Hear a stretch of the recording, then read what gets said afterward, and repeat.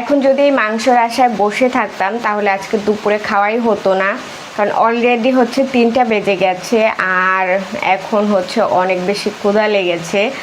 এই যে এখানে সব কিছু বের করে রেখে দিয়েছি।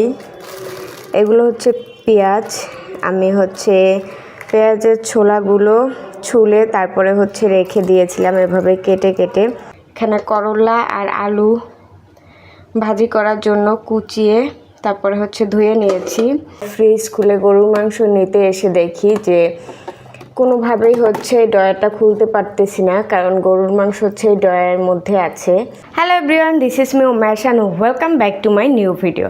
আশা করি তোমরা সবাই ভালো আছো অ্যান্ড আলহামদুলিল্লাহ আমিও ভালো আছি। তো আজকে ব্লগটা এখন থেকেই শুরু করছি। তো আজকে ব্লগটা হচ্ছে রান্নাবান্না দিয়ে শুরু করব, কারণ আজকে ব্লগটা শুরু করতে করতে একটু দেরি হয়ে গেছে। এখন বাজে হচ্ছে 11টা, মানে সকাল 11টা। তো এখন হচ্ছে দুপুরের জন্য রান্নাবান্না করব। তো আজকে ব্লগটা আসলে রান্নাবান্না দিয়েই শুরু করছি। তো সাথেই থাকো, আশা করি আজকে ব্লগটা তোমাদের ভালো লাগবে। তো আজকে ভেবেছি একটু গরুর মাংস রান্না করব। তো এর জন্য হচ্ছে ফ্রিজ খুলে গরুর মাংস নিতে এসে দেখি যে কোনোভাবেই হচ্ছে ডয়ারটা খুলতে পারতেছি না, কারণ গরুর মাংস হচ্ছে এই ডয়ারের মধ্যে আছে। তো এখনও হচ্ছে এটা খোলা যাচ্ছে না। তো সকালে হচ্ছে 9টার দিকে আমি ফ্রিজ এভাবে খুলে রেখে দিয়েছি।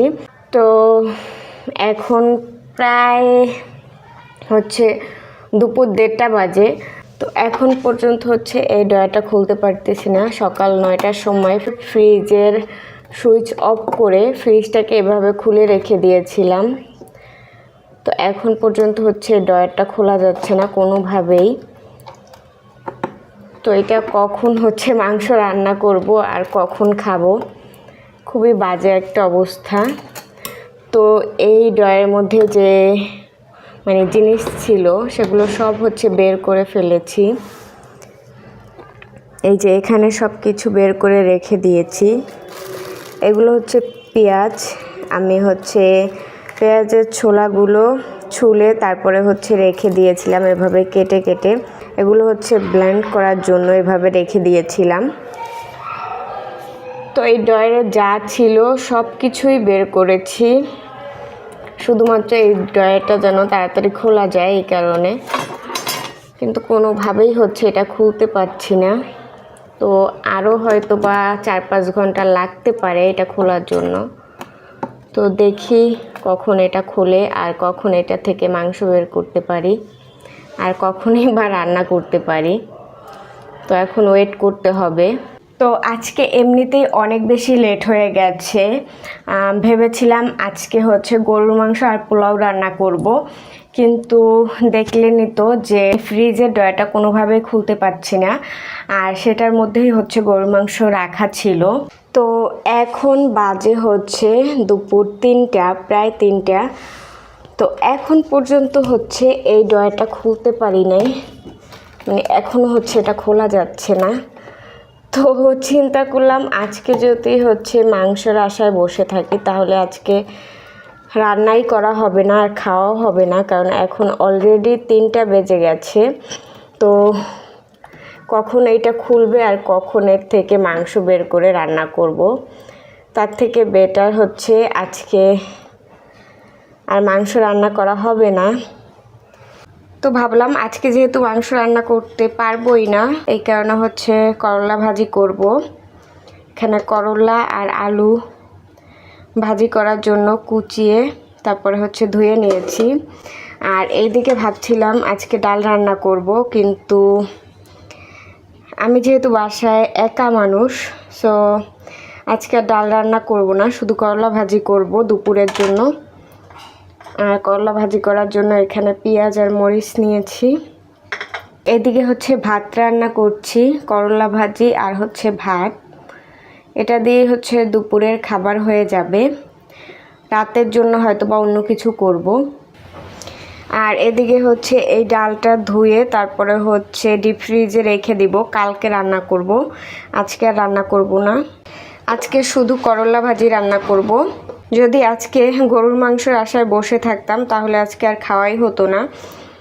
কারণ দুপুর প্রায় 3টা বেজে গেছে। তো যদি এখন মানে এই করলা ভাজি না করি তাহলে আজকে আর ভাত খাওয়া হবে না। তো আজকে যেহেতু কোনোভাবে হচ্ছে গরুর মাংসটা ফ্রিজ থেকে বের করতে পারিনি, তো কালকে হয়তো বা গরুর মাংস রান্না করব। আর আজকে হচ্ছে করলা ভাজি দিয়ে ভাত খাবো, এটা দুপুরের জন্য। রাত্রের জন্য হয়তো বা অন্য কিছু রাত্রে বানিয়ে নেব।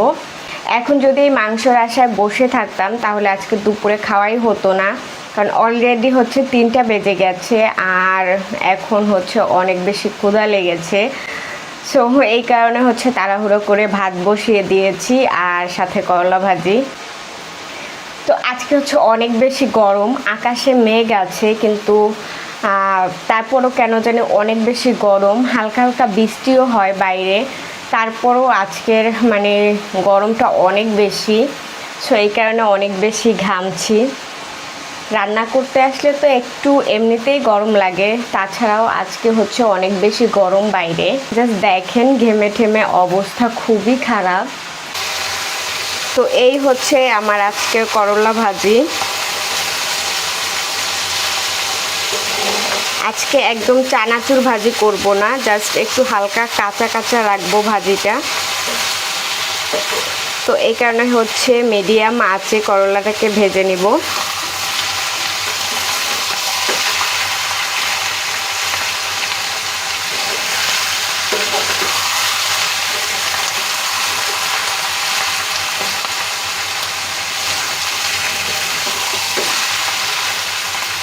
তো এই হচ্ছে ডাল, ডালগুলো আমি ধুয়ে নিয়েছি। এখন এটা হচ্ছে পানিটাকে ঝরিয়ে তারপর হচ্ছে ডিপ ফ্রিজে রেখে দিব, কালকে এটা দিয়ে হচ্ছে ডাল রান্না করব।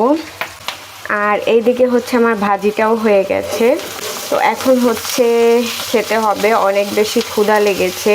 তো এখন বাজে প্রায় 4টার মতো। তো ভাজিটা হচ্ছে নামিয়ে নেব, এরপরে হচ্ছে দুপুরে খাবার খাবো, অনেক ক্ষুধা লেগেছে।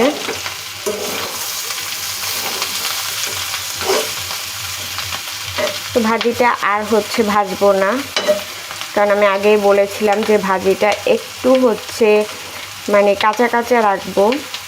তো এরকম করলা ভাজি খেতে বেশ মজাই লাগে। তো এখন হচ্ছে আমি ভাজিটাকে নামিয়ে নিব। আর এইদিকে হচ্ছে আমার ভাতও হয়ে গেছে। এখন করলা ভাজি আর হচ্ছে ভাত খেতে কিন্তু বেশ দারুণ লাগবে। এই হচ্ছে আজকে দুপুরের খাবার। তো এই ছিল আজকে ব্লগ। আশা করি আজকে ব্লগটা তোমাদের সবার ভালো লেগেছে। আর যদি আজকে ব্লগটা তোমাদের ভালো লেগে থাকে তাহলে অবশ্যই ভিডিওতে লাইক করবে, কমেন্ট করবে। আর হ্যাঁ, তুমি যদি আমার চ্যানেলে নতুন হয়ে থাকো তাহলে অবশ্যই আমার চ্যানেলটি সাবস্ক্রাইব করে আমার পাশেই থাকবে। তো আজকে বিদায় নিচ্ছি, দেখা হবে নতুন কোনো ব্লগে। সবাই ভালো থাকো, সুস্থ থাকো, আল্লাহ হাফেজ।